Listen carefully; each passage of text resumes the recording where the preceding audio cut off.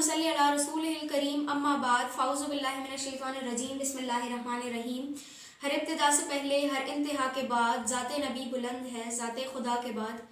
दुनिया में जितने भी एहतराम के काबिल लोग हैं मैं उन सब का एहतराम करता हूँ, मगर ज़ाते नबी पाक सल्लल्लाहु अलैहि वसल्लम के बाद।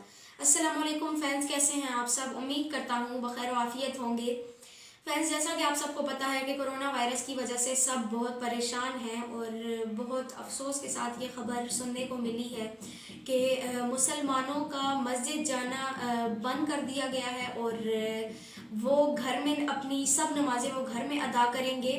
तो फ्रेंड्स, मेरा मानना ये है कि घर में बैठने से या छुपने से इस वायरस से बचा नहीं जा सकता, बल्कि अल्लाह के हुजूर सजदा रेज होकर हमें अपने गुनाहों की माफ़ी मांगनी चाहिए ताकि अल्लाह ताला हम पर से ये अजाब उठा दें और अपनी ये नाराज़गी दूर करें।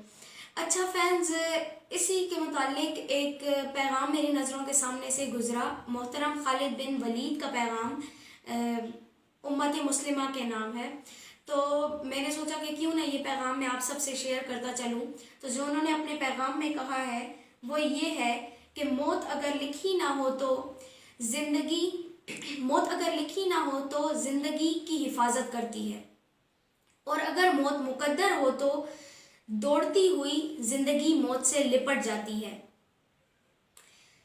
ज़िंदगी से ज़्यादा कोई जी नहीं सकता और मौत से पहले कोई मर नहीं सकता। दुनिया के बुज़दिलों को मेरा ये पैगाम है कि अगर मैदाने जिहाद में मौत लिखी होती तो खालिद बिन वलीद को बिस्तर पर ना आती। मुझे उम्मीद है कि मेरे फैंस को इस पैगाम की समझ आई होगी और मेरे इस पैगाम को शेयर करना ना भूलें। And for the next video stay tuned to Mahad Malik. अल्लाह हाफिज़।